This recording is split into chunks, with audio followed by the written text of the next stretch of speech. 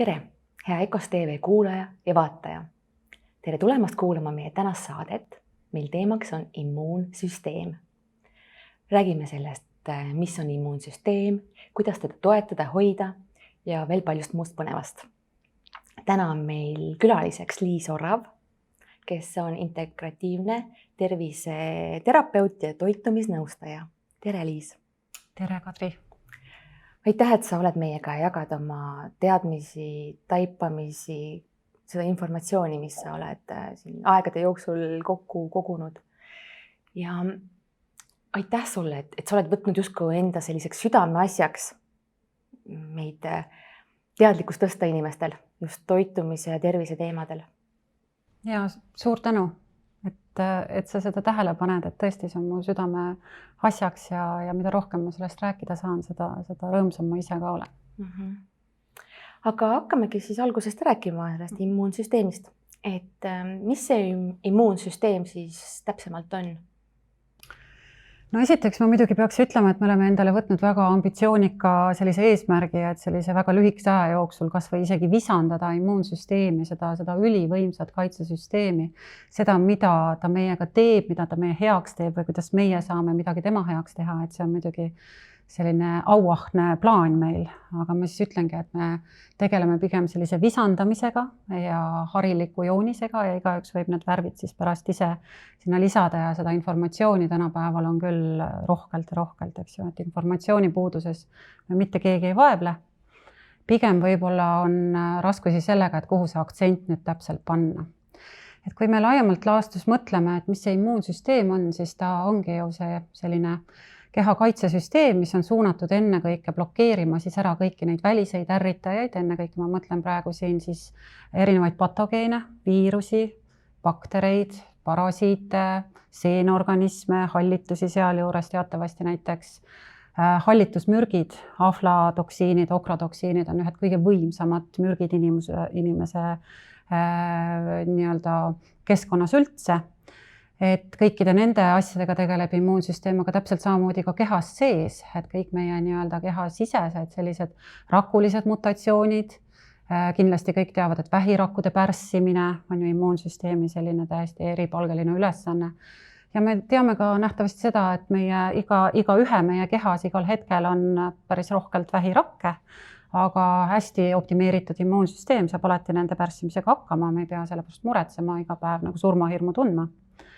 Aga probleemid tekivadki siis just, et kui see immuunregulatsioon paigast läheb ja kui see suurepärane kaitsesüsteem enam endaga hakkama ei saa ja siis ta ei paku ka meile kaitset. Et tänapäeval on hästi palju tegelikult selliseid immuunsusega seotud probleeme ja väga paljuski nad on tingitud just nendest keskkondlikest faktoritest, meie siis sellise laiemas laastus võibki öelda keskkonnamürkidest, erinevatest, mis koheselt hakkavad mõjutama ka seda, kui hea või halb tervis meil on, aga ka meie tegelikult see kõrge stressitase on kindlasti üks nendest asjadest, mis just nimelt siin läänelikus maailmas hästi sageli neid probleeme esile kutsuvad. Aga sa räägiksid sellest, kuidas on see kaasasündinud immuunsus ja elu jooksul omandatud immuunsus? No laiemas laastus me võimegi immuunsüsteemi kirjeldada kui sellist võimsa riigi võimsat armeed. Et nii nagu me võtame ette mingisuguse võimsa sõjaväe, eks ju, et seal on sellised erinev hierarhia, on siis sellised pommirühmad, on sellised jalaväelased, on võib-olla siis biorelv, eks ju, erinevad keemiarelvad, mis tänapäeval kasutusel on armeedel samamoodi. On olemas selline kõrgem pilotaaž ehk siis kindralid, kes juba disainivad palju sofistikeeritumaid süsteeme, et kuidas lahingplaani välja arendada. Et täpselt samamoodi võime öelda, et meie immuunarmees on samamoodi, et on neid väga erinevate ülesannetega immuunrakke. Ja omandatud immuunsus ja kaasasündinud immuunsus ongi natukene, et need profiilid on erinevad, et kui see kaasasündinud immuunsus, nii-öelda õgirakud, eks ju, kindlasti mäletame kõik koolis, kuidas need makrofaagid õgisid sisse neid erinevaid patogeene. Et see siis kaasasündinud immuunsus ongi selline esmane reaktsioon mingisugusele sissetungijale. ja toimetatakse väga lihtsakoeliselt, võiks siis öelda nagu hangude ja rehadega ja matšeetedega seal koha peal, eks ju, kus sõgitakse sisse või lastakse õhku. Aga kui on nagu vaja pikemalt reageerida ja ikkagi on näha, et see nii kiirelt see vaenlane ei taltu, siis võetakse juba kasutusele sellised natukene sellised detailsemad plaanid ja visandused ja mängu tuleb siis see see omandatud immuunsus, kus siis järjekord läheb üle lümfotsüütidele, meil on teatavasti B ja D lümfotsüüdid. Ühed neist siis nii-öelda vahendavad neid signaalmolekuli selle kohta, et ta on ära tundnud vaenlase ja annavad selle signaali edasi siis B lümfotsüütidele, kes omakorda hakkavad tootma antikehasid. Nii et see ongi siis see meie natukene nagu edasi arenenum ja kuidagi targem osa juba sellest nii-öelda detailsest plaanist, et kuidas vaenlast siis elimineerida. Aga jah, et tegelikult muidugi kõiki neid rakke on hästi eripalgelisi ja neid kõiki on meil vaja, et me ei saa kuidagi öelda, et et see kaasasündinud immuunsüsteem oleks kuidagi vähem oluline kui omandatud või vastupidi, et igal viimsel kui rakul on oma väga oluline roll siis täita. Aga mis täna on ikkagi need põhilised tingimused, faktorid, mis nõrgestavad immuunsust ja miks me oleme rohkem haiged? Et nagu ma enne ka juba kirjeldasin, et jälle kord, et oleme tagasi selle enne või peale teist maailmasõda tekkinud olukorra juurde, kus keskkonna on paisatud meeletus koguses erinevaid kemikaale, selliseid väga rakutoksilisi ühendeid, mis ka nii-öelda sünergilises siis koostoimes teiste kemikaalidega tekitavad väga tugeva sellise surve meie immuunsüsteemile. Rääkisime juba natukene sellest kroonilisest stressivastusest, mis tekib, kui on see lakkamatu selline kaasaja inimesele omane selline stressifoon on kogu aeg üleval. Et kindlasti see on üks, aga need samased bakterid, viirused, patogeenid ja nagu öeldud, et mida vilets või ütleme, mida tsiviliseeritumad me oleme, seda kuidagi nõrgestatumad me oleme ja meie immuunsüsteem on kuidagi natukene halvemas rollis võrreldes kõikide nende siis oma tavapärasele traditsioonilisele elustiilile kindlaks jäänud loodusrahvastele. Ja mida me saame ka tänapäeval näha, on see, et väga paljud inimesed ongi just suuremas riskis saada nagu ka autoimmuunhaigusi ja jälle kord, et sellised metsarahvad autoimmuunhaigusi teatavasti nende juures ei ole nii suures koguses neid kui meil. Ja jälle, et mis on selles meie kaasaegses elustiilis, mis seadistab meid selleks krooniliseks nii-öelda põletikuks, sellisele alaägeda, kroonilise, pidevalt lakkamatult miilava põletiku siis nii-öelda hambusse me kuidagi satume siin Läänemail. Ja siin keskkonnas on veel üht-teist, et kui me hakkame mõtlema, eks ju, mis need keskkonnamürgid on, võime mõelda taimekaitsemürkide peale, me võime mõelda kõikide nende naftakemikaalide, nende petrokemikaalide peale, kõik need plastikust saadavad ühendid, eks ju, mis meid mürgistavad, endokriintoksiinid, mida on täis meie kosmeetika, eks ju, kodukeemia, kehakeemia, hügieeni sidemetest, tampoonidest, mis õudusühendeid, eks ju, sealt lekib meie kehadesse, et võtame järgmiseks toidu, näiteks E-ained, väga kehatoksilised, mitte kehaomased ained, mida me võib-olla iga päev siis toiduga sisse sööme. Et võt niimoodi järjest need erinevad sellised stressorid lisanduvadki siia ja kokkuvõttes on väga viletsalt koordineeritud immuunsüsteem, sest nagu ma ikka ja alati ütlen, et on selline tore vanasõna või ütleme siis selline sentence, et geenid laevad relva, kuid elustiil on see, mis päästikule vajutab, eks.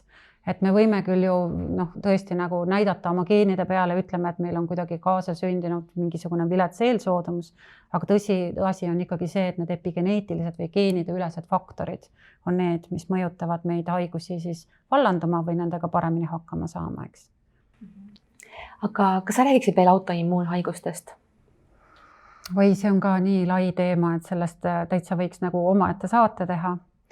Et tänapäeval autoimmuunhaigusi ongi meeletus koguses, et need numbrid, eks ju, muutuvad, et küll on näha, et kuskil 80 autoimmuunhaigust, siis on juba 125 autoimmuunhaigust. tõelisus on see, et on väga palju ka teadmata patogeneesiga haigusi, millest me ei tea, kust nad tulevad, aga võib kahtlustada, et ka seal taga on see autoimmuunfoon. Ja autoimmuunspekter kujutabki endast siis olukorda, kus siis mingil põhjusel on immuunsüsteemis, mis nagu ma ütlesin ennem, on disainitud meid kaitsma, hoidma, meid turvalisena, eks ju, nii-öelda siis jälgima kogu aeg, et midagi imelikku ei toimuks.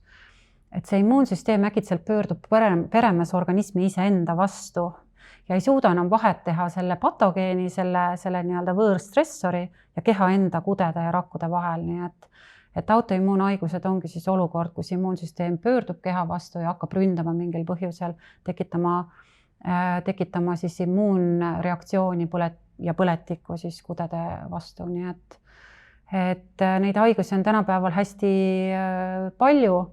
Kui ma hakkan neid otsast lugema, et üks kõige tavalisemaid autoimmuunhaigusi ongi Hashimoto türoidiit, see on siis kilpnäärme põletik, autoimmuunse loomuga kilpnäärme põletik. Et me tegime ka siin kunagi, eks ju, kilpnäärme teemadest juba ühe pikema saate.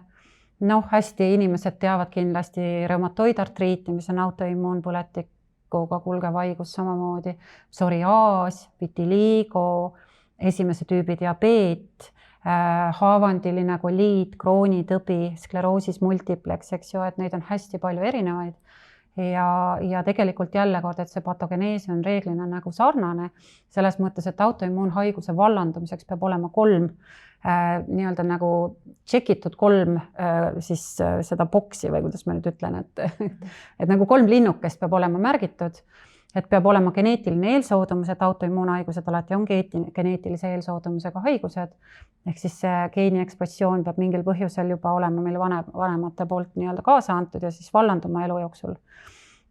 Siis peab olema mingi keskkondlik epigeneetiline stressor, mis siis mõjutab selle viletsa eelsoodumuse sisse lülituma. Ja kõige lõpuks siis kindlasti on siis märgatud, et autoimmuunhaiguse vallandumisel alati eelneb ka siis lekkiva soole sündroom, mis on siis soole permeaabluse suurenemine, mis tähendab, et mingil põhjusel sooletraktist hakkab vereringesse imenduma selliseid võõrvalke, lõpuni lagundamata kas toiduvalke või mingeid patogeene või mis iganes me siis elu jooksul, eks ju, omale siin, millega me siis siin nii-öelda vastamisi oleme.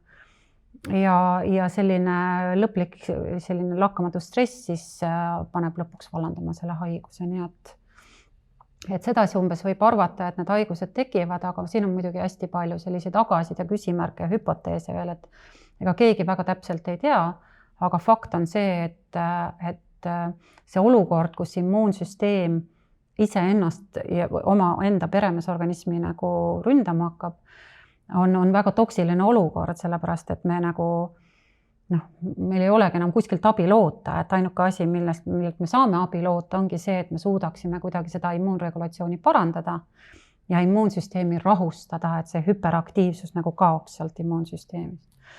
Et see ongi eesmärk, et mitte immuunsüsteemi pärssimine, nagu teeb seda tavameditsiin selliste väga ränkade medikamentide toel ja mitte immuunsüsteemiga nii-öelda veelgi üle aktiveerimine, vaid just nimelt see optimeerimine või see tasakaalu loomine on meie eesmärk. Aga räägime ka sellest maailmas hetkel olevast populaarsest viirusest. Mis sa oskad selle kohta öelda? Mis ma selle kohta muud oskan öelda, eks ju, et selles mõttes on tegu viirusega, mis on koroona perekonda kuuluvate viiruste hulgast üks. Ja tegelikult aastal 2003-2004 oli meil juba SARS-CoV-1. Nii et see ei ole sugugi mitte nii uus haigus, nagu seda sageli presenteerida püütakse. Tegelikult 78% sellest haigusest, mis praegu on liikvel, on homoloogne ehk siis sarnane selle samas juba olnud SARS-CoV-1-ga. Nii et on ka hästi teada, et need inimesed, kes omal ajal SARS-CoV-1 läbi põdesid, on siiamaani immuunsed, praegu 17 aastat hiljem endiselt immuunsed ka SARS-CoV-2-le. Nii et see on üks selline näide sellest, kui hästi meie selline naturaalselt omandatud immuunsus haiguse vastu tegelikult toimib, et mingeid vaktsiine ju tookord välja ei töötatud, piisas haiguse läbipõdemisest, et olla erinevatele koroona siis viirustele mitte vastuvõtlik enam hiljem ka. Aga SARS-CoV-1-st rääkides, et võib-olla, või vabandust, 2-st rääkides, et võib-olla tasukski siinkohal ära rääkida ka nendest olulistest ainetest nimega tsütokiinid, et vot selles me ennem ei puudutanud seda sõna, et tänapäeval võib-olla ka tavalugeja või siis ütleme artiklite jälgija on näinud sellist väljendit nagu tsütokiinide torm päris sageli. Ja tegelikult ongi nii, et ega need viirused ise ju meie kehas midagi nüüd nii hullu toime panna ei suuda. Et pigem me räägimegi sellest, et meie immuunsüsteemi ülereageering on see, mis toob kaasa need fataalsed tagajärjed väga sageli. Ja vaat kui viirus on tükk aega nagu kehas olnud ja immuunsüsteem ei suuda ennast reguleerida, siis ta hakkab tootma, või tähendab niimoodi immuunrakud omavahel suhtlevadki, et nad toodavad selliseid põletikulisi sõnumitoojaid, tsütokiine. Ta on sellised valgulised ühendid, mille abil siis erinevad immuunrakud omavahel suhtlevad. Ja need tsütokiine on hästi erinevaid, eks ju, et me võib-olla on rahvas kuulnud interleukiinidest ja on siis ütleme tuumorinekroosi faktor ja sellised erinevad on need. Aga vaat nende tsütokiinide profiil ütleb päris palju meile ette selle kohta, kui hästi või halvasti see haigus meie kehas kanda kinnitada suudab. Ja näiteks tsütokiinide profiili uurides me võime ka eeldada, et kas keha saab selle haigusega pigem halvemini või pigem paremini hakkama. Näiteks, et kui on mõõdetud seal erinevaid asju, siis on ka täheldatud, et interleukiin 6, interleukiin 10 olemasolu viitab sellele, et inimesele võib see haigus nagu rohkem kannatusi põhjustada, pikemalt kulgeda, raskemate tagajärgedega ja täpselt samamoodi nende samade tsütokiinide olemasolu ja ka tuumorinekroosi faktor näiteks on üks jälle marker, mille mõõtmine hiljem annab aimu sellest, et on see long COVID ehk siis see pikaajaline COVID, et mitte iga selline postviraalne sündroom ei ole long COVID. Seepärast, et sellist nagu viirushaiguse järgset, sellist pikaldasemat põdemist või sellist natuke viletsamat enesetunnet, seda on ju kogenud paljud inimesed igasuguste viiruste puhul. Et mitte kõik need alati ei ole nagu kuidagi eriliselt esile tõstetavad, et see on lihtsalt aeg, kui immuunsüsteem ennast nii-öelda oma ressursse taastab ja tervis vaikselt tagasi hakkab tulema, et natuke hõredam enesetunne mõnda aega.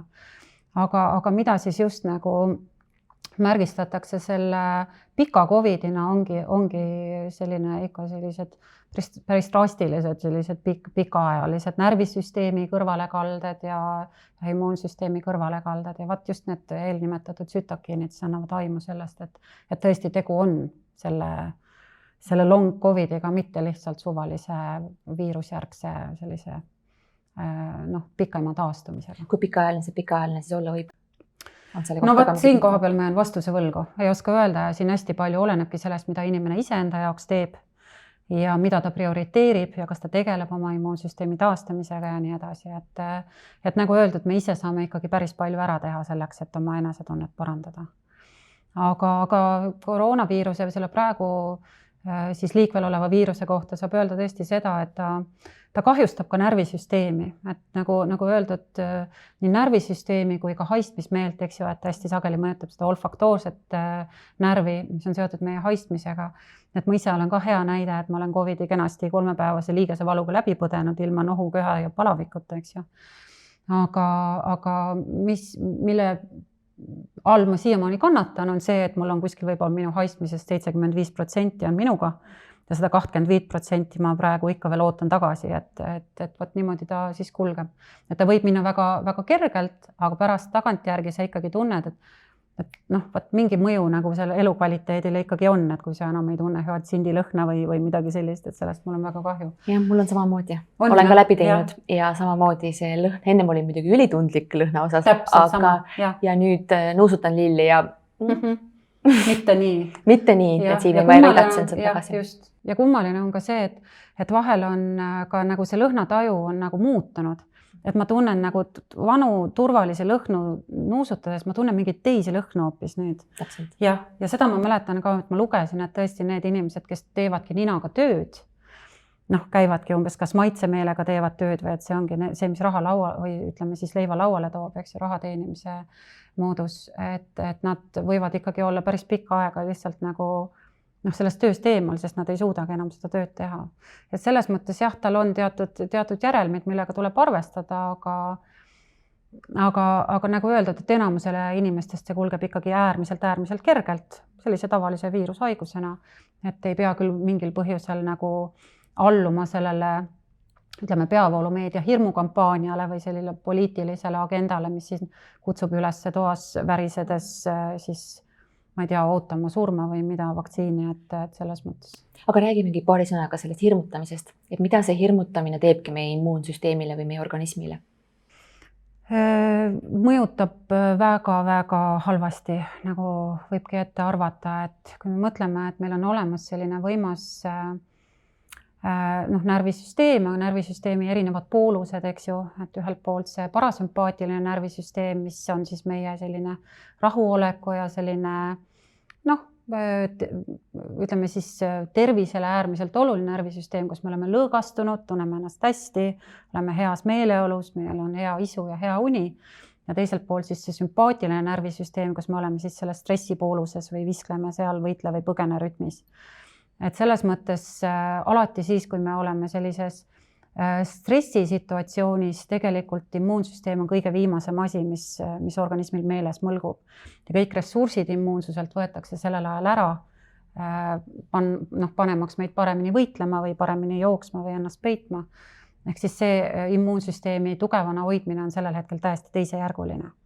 Ja seetõttu ka, et me peaksime iga diagnoosiga alati püüdma ennast just enne kõike nagu rahustada, kohalolekut nagu tuua endasse ja aru saada, et see, kuidas me nagu ise ennast nii-öelda tasakaalustada suudame, see on A ja O, sealt hakkab pihta ka meie immuunregulatsioon, sest kui me suudame ennast tasakaalustada, siis me suudame ennast ka oma immuunregulatsiooni parandada. Ja kui me seda ei suuda, siis kahjuks tulebki arvestada kõrgemate põletikumarkerite ja veelgi rohkemate hirmudega ja see kõik, eks ju, see ärevus ja depressioon, eks ju, kõik ainult mõjutavad meie immuunsust ka. Et meil on olemas selline võimas nii-öelda nagu telg, mis on siis psühhoneuroimmunoloogiline telg ja võib minna nagu väga spetsiifiliseks, kas või näiteks seda, kuidas meie nii-öelda heaolu molekulid, need endorfiinid, mida me toodame näiteks kehas, mõjutavad meie soolestiku immuunsust ja kogu seda immuunregulatsiooni, mis toimub meie sooletraktis. Võib-olla inimesed on kuulnud midagi endokannabinoidsüsteemist, mille kaudu me saame tegelikult mõjutada väga võimsalt oma immuunsust. Ja see endokannabinoidsüsteem tegelikult on midagi sellist, mis me saame sinna teenistusse panna kõik need tuntud kannabinoidid, mida nii-öelda väljaspool saab, marihuana ja kanep ja kõik need, aga täpselt samamoodi ju meie keha sees me lakkamatult toodame neid heaolu ja õnne molekule, mis otseselt mõjutavad meie soolestiku, meie aju ja meie immuunregulatsiooni, nii et see on kõik üks üksus. Aga kindlalt võib öelda seda, et hirmunud olek on üks kõige viletsam olek nagu immuunsüsteemi tasakaalustamiseks. Ja seda, miks riiklikul tasandil otsustati selline hirmukampaania nagu algatada ja seda lakkamatult edasi kultiveerida, et see on juba nagu tõesti nagu küsimus, ma ei tea, psühholoogidele või ei teagi isegi, kellele selle küsimuse võiks esitada, et see kindlasti ei olnud rahva heaolu teenistuses, et siin oli nagu mingi tume jõud oli siin taga, ma arvan. Aga on juba märgata ka mingid järelmõjusid selle hirmutamisest? Vaat see on hea küsimus, sest on täitsa otseselt märgata tugevaid järelmõjusid, et inimesed ongi olnud ärevad kogu see aeg, et need kõrgemad nakatumisnumbrid kindlasti on otseselt sellega seotud.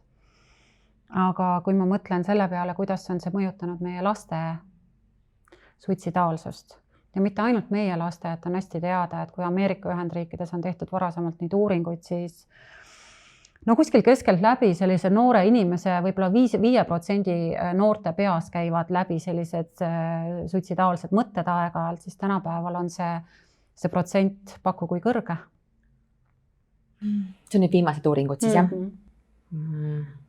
20, 30? 25% nii-öelda mängib mõttega, et äkki võiks selle asja nüüd teoks teha. Et see on ju täielik katastroof, eks ju, uute põlvkondade nagu heaolu eesmärgil kindlasti ei saa, see ei teeni nende heaolu. Et kas siin taga on need piirangud või see hirmutamine või see kõik see sotsiaalne distantseerumine, kõik see kokku on loonud sellise katastrofaalse hirmufooni, et inimesed noored inimesed, lapsed ei näe enam vajadust, et miks nad üldse eksistentsi peaksid jätkama, eks ju, et see on väga karm reaalsus. Et väga kurvaks teeb see kõik. Aga võtaks võib-olla ette ka sellised müüdid, mida immuunsuse kohta räägitakse. Oskad sa sellised välja tuua, mis on mingid sellised arvamused, mis tegelikult ei ole nagu päris tõesed? Et võib-olla kõige, nii nagu ikka, eks ju, et hästi palju rahvas räägib sellest kudede leelistamisest ja hapestamisest, see võib samamoodi olla müüt, et hästi lihtsakoeliselt on nagu väljendatud selliseid väga selliseid tõdesid, mis tegelikult ei pea nagu paika, aga samamoodi me võime öelda, et immuunsüsteemi tugevdamine on ka selline müüt, et nagu ma ennem alustasin ka, et me ei saa nagu immuunsüsteemi nõrgestada, võib-olla me saame, aga see nõrgestamine või tugevdamine või see ei ole nagu eesmärk. Eesmärk on immuunsüsteemi hea regulatsioon, immuunsüsteemi optimeerimine. Ja võib-olla seda ma tahakski südamele panna, et seda võiks küll nagu sagedamini pöörata tähelepanu, et me ei taha üle boostida, me ei taha pärssida, pärsivad ravimid, et on olemas väga võimsad immuunsupressandid, mida kasutatakse nende samade erinevate, eks ju, siis autoimmuunhaiguste puhul on olemas sellised rasked, sellised sütotoksilised lahendused, näiteks keemiaravi on väga tugeva immuunsupresseeriva, immuunpärssiva mõjuga. Et meie ei taha immuunsust kindlasti pärssida, aga ka sellised nii-öelda üleaktiveerimise võtted ju tegelikult ei toimi, et organism on natukene liiga tark ka selleks, et ta ikkagi teab, mis tal endal vaja on teha. Ja selliseid aineid nagu tegelikult, mida tarvitada sellise ülepuustimise eesmärgil, ega ma väga palju ei teagi, aga võib-olla võiks välja tuua, et kui on juba nii-öelda immuunsüsteem kaldub olema liiga aktiivne, ehk siis nii-öelda hüperaktiivne erinevate allergiate puhul või see samane autoimmuunhaiguste puhul, kus ta ründab juba peremeest ennastki. Et sellisel puhul võib-olla ei sobi küll teatud sellised grupid ja ma võiksin siinkohal eraldi välja tuua näiteks sellise teada-tuntud immuunboosteri nagu punane päevakübar, echinacea inglise keeles, pikk nimi ladina keeles, et vaat see on näiteks aine, mida ei sobi kasutada siis, kui on juba allergiline foon taga või see immuunsüsteemi pisut liiga äkiline reaktsioon seal taga, et sellisel puhul tõesti võib-olla see mõjub natukene, ei saa seda immuunregulatsiooni taastada selle aine abil, et pigem see võib halvemuse poole viia. Aga selline lihtsakoeline asi nagu C-vitamiin, et see nüüd küll ei ole, seda tarvitades me küll ei saa kuidagi immuunregulatsiooni liigselt boostida, et keha on väga tark ja teab täpselt, mida ta selle C-vitamiiniga teha saab. Et võib-olla see olekski selline müüt, et ei ole vaja teda pärssida ja ka boostida, on vaja teda reguleerida ja optimeerida. Aga kuidas teda on siis kõige parem reguleerida ja optimeerida? Mis need sellised praktilised näited, soovitused, need näited on tegelikult lõputult, aga mis need kõige olulisemad võiksid olla, võib-olla ka kõige lihtsamad, mida kuulaja saab oma ellu rakendada või üle vaadata, et kuidas temal sellega on? Et kõige lihtsam seesamane ärevuse vältimine. Siit hakkab kõik peale, see on kõige algelisem asi, mida me saame teha. Lihtsalt lõõgastumine, sellise vaimse rahu taastamine, et igaüks saab siin valida teha täpselt seda, mis talle just meeldib. Kes loeb raamatut, kes vaatab häid filme, kinos käimist ma ei saa soovitada, sest mul endal seos läbipõdemisega koroonapassi ei ole endiselt. Ma olen nagu praegu outcast või ütleme siis nii-öelda paaria meie Eesti ühiskonna jaoks õigusteta isik. Et vaadake lihtsalt filme, armsad inimesed, või kes tahab mängida mingisuguseid kaardimänge, kes lõõgastub meditatsiooni, joogaga, positiivsete afirmatsioonidega, et neid erinevaid lahendusi, mida keegi teab, et just temale sobib, neid on erinev. Kes kuulab muusikat, kes tantsib, kes teeb trenni, kõik suurepärased võimalused. Et see on esimene, et rahuloleku nii-öelda tekitamine kehas. Punkt 2. Olen toitumisnõustaja, millest me räägime. Räägime toidust, eks ju. Et siit sellega algab ja lõpeb minu jaoks ka väga suur osa sellest immuunregulatsiooni puslest. Et me tarvitame ikkagi selliseid toite, mis aitavad meie keha sellist energeetilist vibratsiooni tõsta, mis ei ole papp ja plastik, mis ei ole nafta. Me tarvitame terviktoidulisi lahendusi, me tarvitame head kvaliteetset taimekaitse mürkide vaba toitu, mille me ideaalis ka valmistame ise või siis valmistab selle keegi, kes teab, mis tähendab kvaliteetne toit. Et see hea toit on ülioluline. Punkt 3, uni. et me teame, kuivõrd tundlikud on meie immuunrakud tegelikult sellisele üliolulisele ja ma siinkohal veel kord toonitaksin, kõige vähivastasem hormoon meie kehas on melatoniin ehk unehormoon. Et kui tundlikud on meie immuunrakud sellele unehormoonile, kuidas see unehormoon melatoniin suudab aktiveerida meie siis neutrofiile, meie siis nii-öelda neid immuunrakke, mis ongi esimesena kohal, eks ju, mis ongi see esimene meie rünnakrühmlaste rakud, mis esimesena kohe hakkavad toimetama. Et kuidas ka samamoodi lümfotsüüte, kuidas melatoniin boostib, et ülioluline. Ja selleks, et me siis hästi magada saaksime, tõesti meil võiks olla selline aknad lahti, tõesti pime, ei ühtegi värelevat tulukest, kõik telefonid, ekraanid on kaugel eemal teise tuppa viidud, välja lülitatud, lennurežiimile pandud. Ja mingil tingimusel ei tohiks olla keha selles elektromagnetvälia kiirguses, siis kui kiirgusväljas, sellel hetkel, kui me taastume ja terveneme öösel ehk siis une ajal. Et see on äärmiselt oluline, et kui on võimalik wifi majast välja lülitada, kui see ei ole, siis lihtsalt teha endast sõltuvalt nagu parim. Ja kindlasti on väga oluline, tegelikult ma soovitaks kõikidel kuulajatel, vaatajatel tutvuda sellise leheküljega nagu kiirgusinfo.ee. Et sealt saab väga palju infot selle kohta, kuidas tegelikult need elektromagnetväljad meid mõjutavad ja kui drastiliselt tegelikult nad ka meie immuunfunktsiooni ja meie mikrofloorat, meie niisugust keskust kehas mõjutada suudavad. Nii et ka meie immuunrakkudel ja meie headel bakteritel on tegelikult täitsa ööpäeva rütm olemas. Seega, et iga kord, kui me magame sellise pika hea ööune, me oleme otseselt boostinud oma immuunsüsteemi ja seda võib hästi vaadata ka tegelikult vereproovis valge vereliblede nii-öelda markereid vaadates. Et midagi võimsamat kui hea uni ei ole immuunsüsteemi boostimiseks, et siin jälle.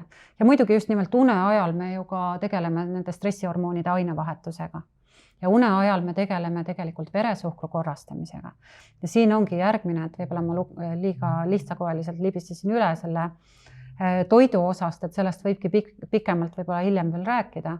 Et see veresuhkru korrastamine on ka A ja O, mida me kuidagi alaväärtustada ei saa, et tasakaalus veresuhkur ja siinkohal ma ei pea silmas seda, et me oleme diabeetilised või eeldiabeetilised, ma ei räägi üldse sellest.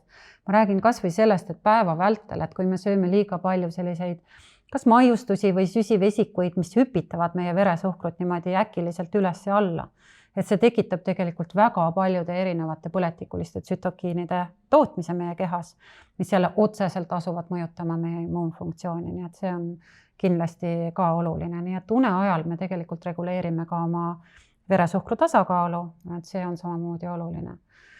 No tegelikult kindlasti, kui rääkida veel, et millega nagu mõjutada immuunregulatsiooni, kehaline aktiivsus, kõik, mis puudutab liikumist, et see ka, et jälle tuleme nagu ringiga tagasi siia siis selle meelerahu juurde, et me ju teame kõik, et mis tunne on kehal peale seda, kui me oleme ära teinud mingi trenni, meie jaoks meeldiva trenni, missugune endorfiinide tulv, eks ju, toimub ajus, et me oleme suutelised, me oleme hakkama saanud, me oleme võimsad, eks ju. Ja muidugi me saame võtta juurde hästi võimsaid erinevaid lisandeid, et nendest me võime võib-olla natukene rääkida hiljem ka põhjalikumalt. Et lisandid on üks, nagu öeldud, alati lisandid tulevad lisaks, lisandid ei ole asi iseeneses, mida lihtsalt nagu purkide kaupa tarbida. Aga kui me oleme kõikide nende teiste pusletükkide eest hoolt kandnud, siis me saame lisandite abil veel seda nii-öelda siis selle kvintessentsi, et saavutame tõeliselt nagu parema taseme, et siin ka nii haiguste vältimiseks kui siis selle nii-öelda peale viirust siis immuunsüsteemi tasakaalu taastamiseks me saame väga palju ära teha, nii et lisandite abiga. Ja mõtlen, kas mul veel tuleb äkki midagi pähe,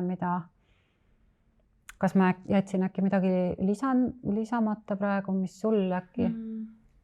Vist mitte. Tundus, et kõik sai, aga see ongi nii huvitav, et justkui nii lihtsad asjad. Hea uni, hea toit, aga samas on need kõige raskemad asjad. Et need on nagu kõigile ju kättesaadavad, et ma magaksin hästi ja ma puhkaksin ennast välja, ma liiguksin, ma jalutaksin värskes õhus. Aga väga-väga raskesti need ongi, tunduvad nagu, et nii-öelda inglise keeles on need madalal rippuvad viljad, eks ju, see väljend, et need kõige lihtsamad, kõige lähedamad, kõige madalamatel okstel rippuvad õunad, võta ainult. Aga näed, need on millegipärast nii kättesaamatud meie tänapäevases selles elus, et see on, et just vahel ka, et inimesed, kui ma ju igapäevaselt tegelen ikkagi klientide nõustamisega erinevate terviseprobleemide puhul ja just ongi, et räägime selle pika tund aega ära, eks ju, et kuidas kehakaalu langetada, et sööme neid ja neid asju ja siis viimasel 2 minutil tuleb välja, et ta läheb igal öösel, eks ju, kell 2 magama ja ma mõtlen juba selle peale, mida see hiline magamaminek meiega teeb, kuidas see paiskab nagu täiesti pea peale meie kortisooli rütmi, mis omakorda on selline ülioluline hormoon immuunregulatsioonis ka. Ja kuidas see vale kortisooli rütm hakkab mõjutama meie veresuhkrut ja kuidas meie kõrge veresuhkur hakkab mõjutama meie immuunfunktsiooni, et jälle tekib järjekordne toksiline nõiaring, et me ei saa ega nokk kinni, saba lahti, et nii on.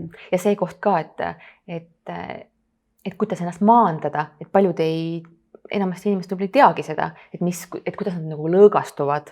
Et mis on need, et oluline, et inimene ise nagu saaks aru, mis on need tegevused, mis mind lõõgastavad. No tänapäeval ma ütlen, mis meid lõõgastab, on väga sageli, eks ju, alkoholi liigtarbimine. Ja ma arvan, et kõik oleme kuulnud, et alkoholi müük küll nagu võitis sellest koroonapandeemiast ka pikalt, ja teatud sellise nii-öelda inimeste siis majja sulgemisega vallandusid ka igasugused muud sellised sõltuvused ja pahed, eks ju, nagu alkoholismi kõrvale ja igasugused koduvägivallatsemised ja narkomaania ja ravimite liigtarbimine, antidepressantide ületarbimine, opioidide buum ja kõik need asjad, mis tõi kaasa nagu sellest normaalsest elust ära lõikamine. Siinkohal võibki võib-olla öelda, et kui me mõtleme, et inimene on loodud nagu sotsiaalseks olendiks, ja et kuidagi ei saa nagu seda immuunfunktsiooni või seda ühte haigust siis ütleme nii-öelda esile tõstes, aga samal ajal üle sõites absoluutselt kõikidest teistest inimese eluks väärtuslikest sellistest faktoritest nagu suhtlus, kallistamine, lähedus, eks ju, et meelelahutused, lõbustused, trennid, liikumine, et kõike seda nagu pärsiti selle pika perioodi jooksul, et see tõigi kaasa sellise väga, väga katastrofaalse tagajärje, mis rahva tervises alles hakkab tegelikult väljendama, sest on ju hästi teada ka, et inimesed ei käinud arsti juures, nende vähid, nüüd avastatakse ainult 4. staadiumi vähke, eks ju, nagu sageli on kuulda, minu kliendid on ka paljud rääkinud sellest, et jäeti nagu need esimesed markerid tähelepanuta, täpselt samamoodi väga paljusid ravimeid võib-olla tarbiti kas liiga vähe või liiga palju, sellepärast, et ei osatud neid ravimidoose, eks ju, kohaldada vastavalt siis tervisele, aga samal ajal arsti juurde kas ei juletud minna või ei saanud minna. Et me alles hakkame tegelikult nägema neid tagajärgi, mis see selline pikk raske periood siis inimkonnale kaasa tõi. Ja siinkohal jällegi, nagu ma arvan ka, et on jälle see lõõgastus, et number 1. Aga räägime veel sellest toidust ikkagi. See minu jaoks ka väga põnev teema ja mind väga huvitab. Et mingid lihtsad toitumissoovitused äkki? Siis mis puhuks terveks eluks?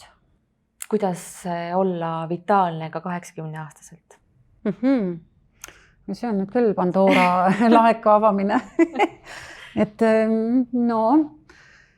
esiteks võib-olla võiks öelda seda, et nii nagu on inimesed täiesti unikaalsed, nii võivad olla ka nende toitumisharjumused ja nende vajadused täiesti unikaalsed, et igas elueas tegelikult me vajame erinevaid selliseid nii-öelda toidugruppe, kas rohkem või vähem.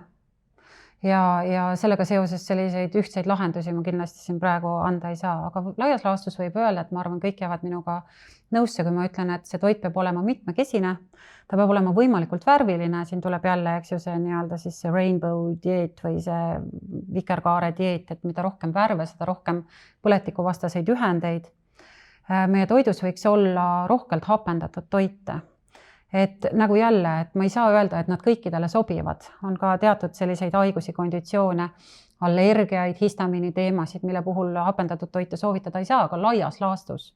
Et tervisest rääkides me võime alati nagu panna rõhu selle hapendatud toitude tarbimisele, sest et need on sellised elujõu boostimise, elujõu kõrgendamise toidud, sest nad on ise väga B-vitamiini rikkad, B-vitamiinid on meie energiavitamiinid, ta on probiootiliste bakterite rikkad, eks ju, me teame, kui olulised on see probiootilise floora ja tasakaalu sellisel meie soolestikule.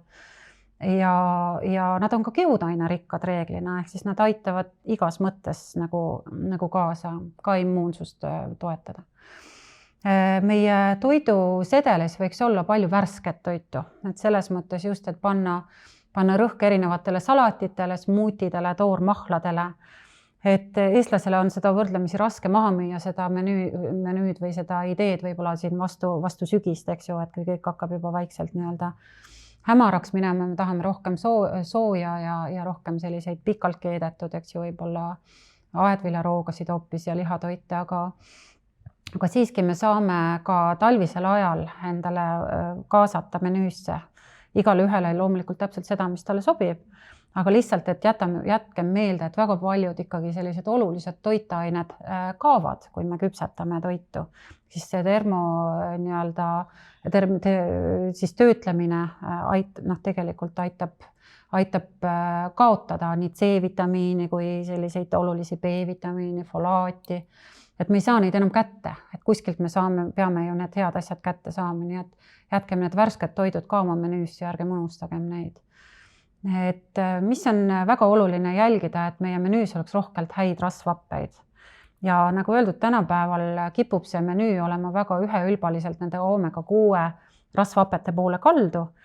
Ja on hästi teada, et kui me saame omega-6 rasvhappeid, mida me saamegi just nendest rafineeritud taimeõlidest, eks ju, kõik see, mis puudutab maisi ja soja ja päevalille ja rapsiõli.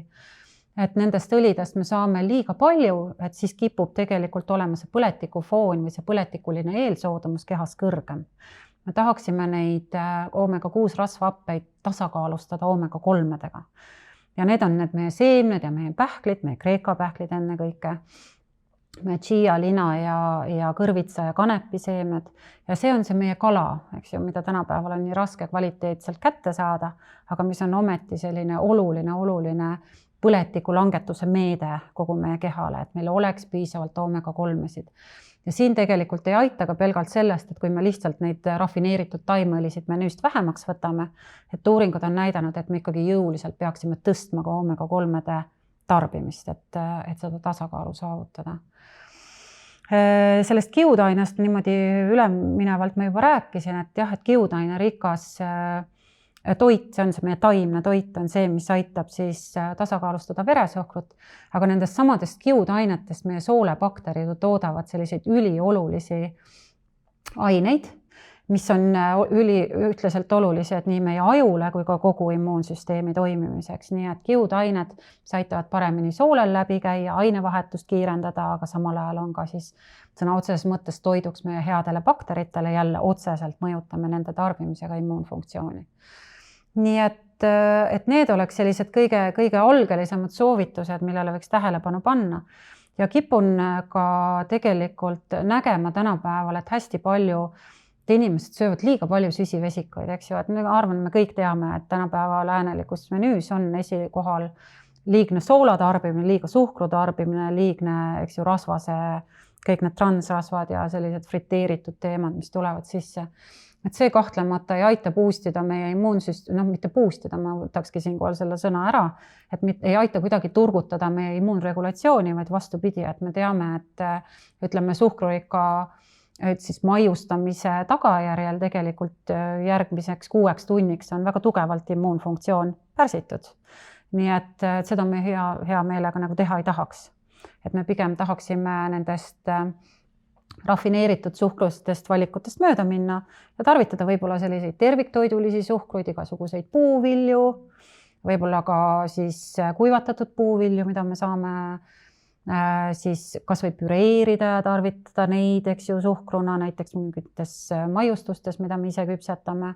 On olemas stevia, selline ülioluline suhkur ka, mis üldse ei mõjuta veresuhkru tasakaalu, on jälle selline väga hea kasutamiseks, et steeviat eestlased ka paljud juba tunnevad, et Paraguay suhkruleht on ta teise nimega. Et võib-olla kasutada jah, selliseid terviktoidulisi suhkruid pigem, et nende rafineeritud valge suhkru valikute asemel. Aga näiteks agaavisiirup? Agaavisiirupi fänn ma ei ole ja seda põhjusel, et agaavisiirupis on hästi suur vaba fruktoosi sisaldus ja see vaba fruktoosi ei ole kõige parem variant meie vaesele maksale. Et ütleme, kui me räägime sellisest mittealkohoolsest rasvmaksast, siis fruktoos on üks nendest asjadest, mis seda tekitavad. Ja vaba fruktoos, eks ju, me teame tänapäeval, missuguse rasvmaksa buumi on kaasa toonud Ameerika Ühendriikides kasutatav see maisisiirup, eks ju, mida nad GMO maisist teevad ja mis on ülikõrge fruktoosi sisaldusega, et see on selline võrdlemisi katastrofaalne valik. Et Eestis õnneks seda GMO maisisiirupit ei kasutata, meil üldse nagu GMO maisi suures laias laastus ei kasutata. Aga meil on nendes karastusjookides siis glükoosi fruktoosi siirup, kus on ka juba, eks ju, fruktoosi kenasti sees. Et jälle, et ta on selline,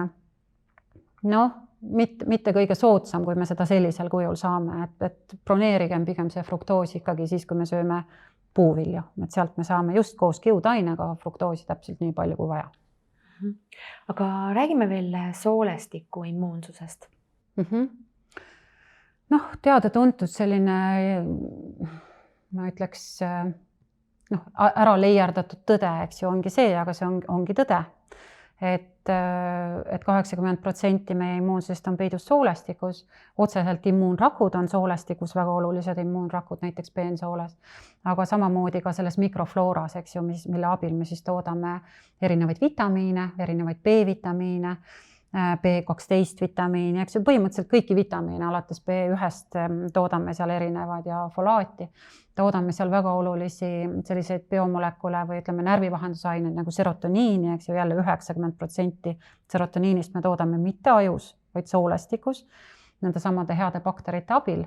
Ja kui oluline on jälle serotoniin meie immuunregulatsioonil, eks ju, jälle see heaolu närvivahendusaine, kuidas me sellega saame immuunfunktsiooni nagu parandada.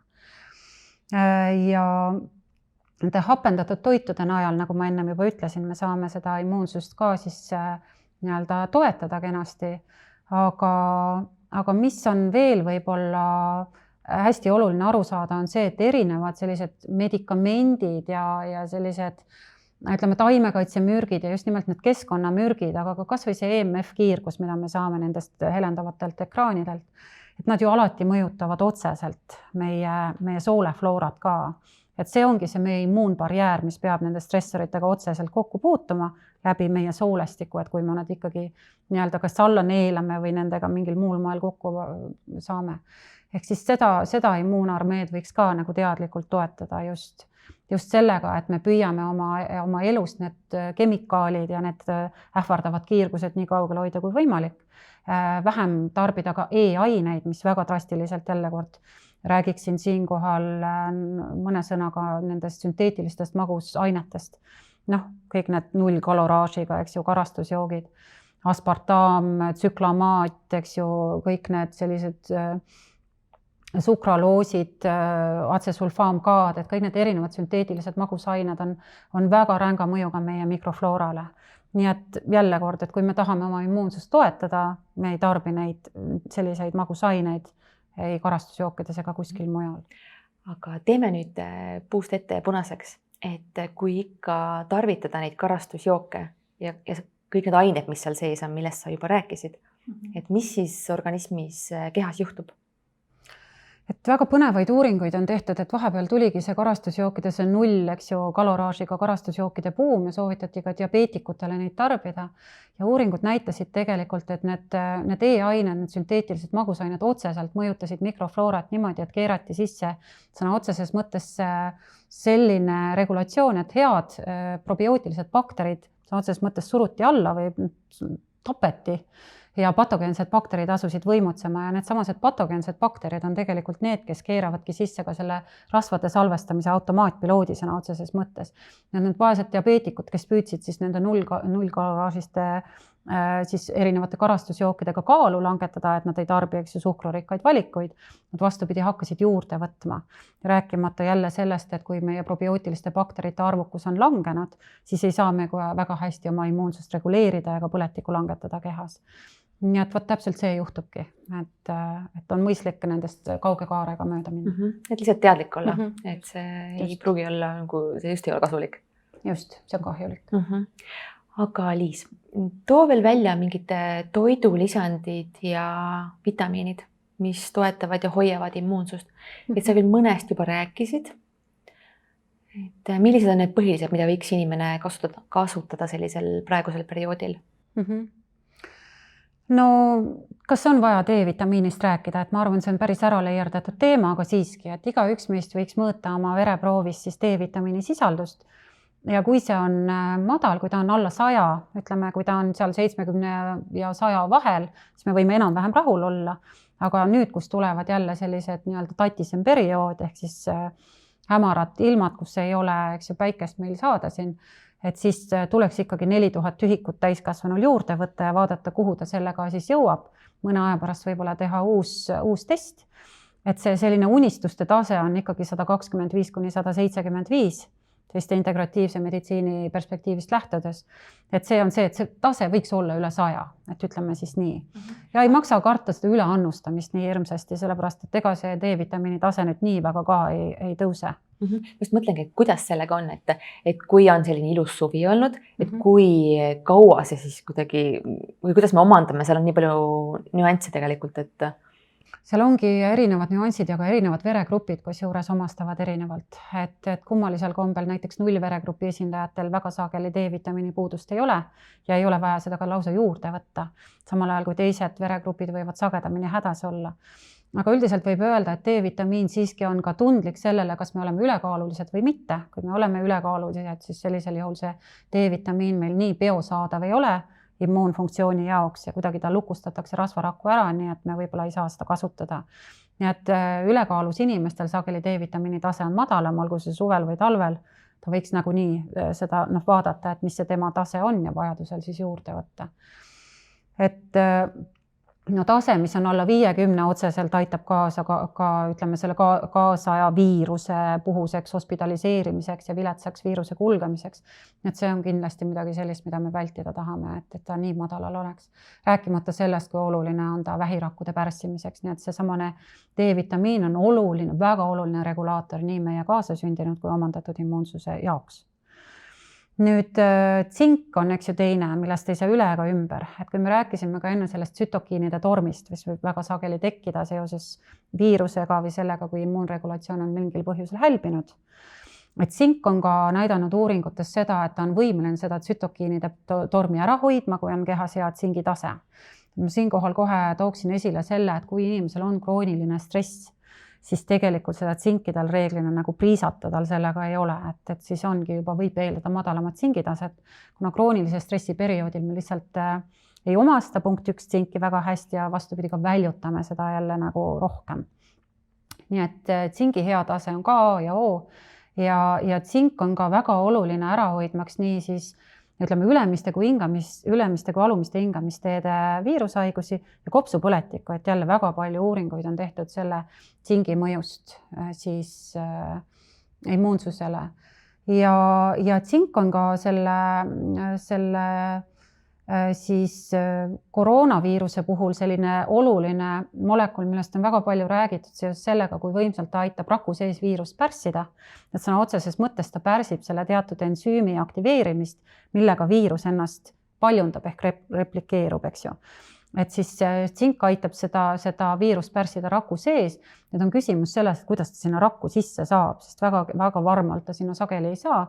Ja siin tulevadki mängu need väga võimsad, eks ju, ionofoorid, mida siis kaasaegsed väga hästi oma patsiente ravivad arstid mujal maailmas kasutavad, ehk siis see samane hüdroksüklorokviin, millest on väga palju räägitud, mis on 65 aastat kasutusel olnud, mis on üliefektiivne, koroonaviiruse ravist samamoodi, aga ta toimib väga efektiivselt just koos tsingiga ja asitromütsiiniga, mis on üks antibiootikum, mida ka selles nii-öelda siis protokollis kasutatakse. Nii et neid ionofoore ehk siis tsinki-raku aitajaid on veel teisigi. Et ka seesamane ivermektiin, mis on samamoodi väga sageli siis viimasel ajal mainitud koroonaravi üliefektiivne ravim, ta mujal maailmas kasutatakse, Eestis kahjuks mitte, on samamoodi ionofoor ja jälle kord, et aitab seda tsinki-rakku. Nii et tsinki me võime võtta kindlasti ja olla siis seeläbi haiguskindlamad. Et üks oluline toitaine, millest ma võib-olla olen vähe rääkinud, et eks ma olen sellel teemal juba varemgi sõna võtnud nende oluliste ainete siis temaatikast rääkinud, aga mida tahaks veel eraldi rõhutada on nakk. Et kas sina üldse oled kuulnud sellisest põnevast aminohappest nagu N-acetüülsüsteiin? Et see on siis lühendina NAC, nakk. Ja see on väga oluline maksatetoksi toitaine, aga mitte ainult on ka väga oluline kopsudele, ta on väga oluline neerudele, et kõik kusetrakti probleemid sageli saavad nagu leevendust N-acetüülsüsteiinist. Ja kui äkki tuleb sulle tuttav ette ACC, mida soovitatakse, eks ju, võtta, kui on selline pikem köha olnud, et seda lima vedeldamiseks apteegist saame osta. Võt seal ACC sees on samamoodi nakk, ehk siis N-acetüülsüsteiin, see C-täht tulebki sellest. Aga me tahaksime seda saada just nimelt sellises puhtal kujul, puhtas vormis, mitte ACC-na. Et ma pigem nagu toonitaksin siin selle kvaliteedi nagu tähtsust. Et nakk aitab vedeldada lima ja nakk aitab kergemini välja köhida igasuguseid erinevaid sekreete. Ehk siis see on väga oluline selleks hetkeks, kui on juba mingi nohu või köha tekkinud või siis ka viirusjärgseks taastumiseks. Ja teatavasti on ka uuringuid nüüdseks, et nakk aitab pärssida viirusogavalku, ehk siis otseselt, et ta aitab vaktsiinikahjustuste puhul on palju tagasisidet sellest, kuidas ta on aidanud, et juhul, kui on vaktsiinikahjustus tekkinud, et nakiga saab natukene neid tagajärgi leevendada, aga ta on ka igal muul moel. Ja olgu öeldud siis, et ta on lihtsalt maksatetoksiradade toetamiseks ülioluline aine. Et võt selle ma sain nüüd ära rääkida, seda nakki ma olen eelmistel kordadel alati unustanud. Aga C-vitamiinist eks ju ka veel paar sõna, et C-vitamiin on ka selline ülioluline jälle aine tsingi kõrval, mida alati viirusperioodil me võiksime võtta. Kas või sellepärast sellest loogikast lähtudes, et me teame nähtavasti, et inimene kuulub ka loomariigi hulka. Aga vaat kõik loomad erinevate traumade, viiruste, infektsioonide puhul hakkavad oma kehasiseselt tootma glükoosist C-vitamiini.